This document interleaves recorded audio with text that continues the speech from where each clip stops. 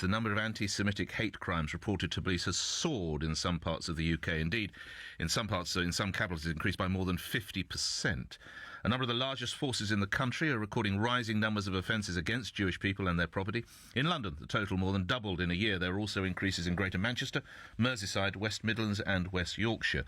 The crimes reported included assault, harassment, arson and criminal damage. Separate figures released today show there was a 53% increase in the number of anti-Semitic incidents recorded by the charity the CST, that's the Community Security Trust, in the first half of this year. Now, the CST monitors anti-Semitism, and it recorded 473 incidents from January to June.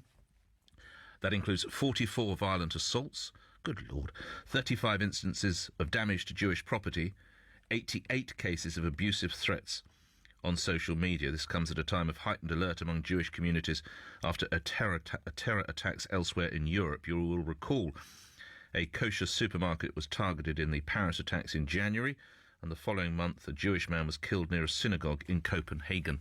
So what is going on? Well, let's speak with Jonathan Sacerdoti, who's Director of Communications for the Campaign Against Anti-Semitism, who joins me now. What lies behind this, do you think? Good morning. Good morning. Well, as we are marking the first anniversary of the foundation of the Campaign Against Anti-Semitism, we're distressed to see these new figures, and we are asking exactly that question: what lies behind them?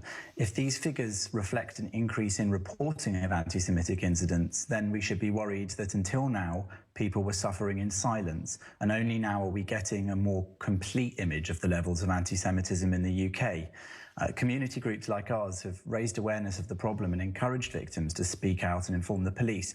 But these figures almost certainly point to an actual rise in incidents, with Jewish people having been targeted and killed around Europe by Islamist extremists.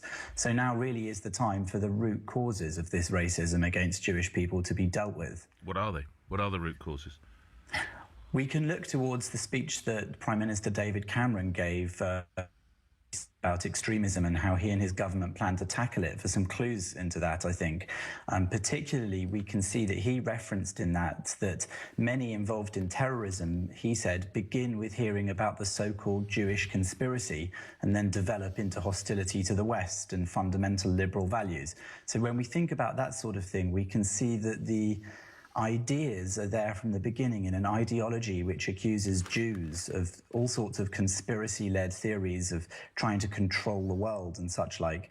And those are the things that need to be dealt with, so that Jewish people, who are really the canary in the mine shaft, they're the people who are attacked first, but Western values and British values will be what comes next. So those sorts of ideas need to be stamped out from the beginning, and we need to make sure that the places that they're being spread are targeted effectively.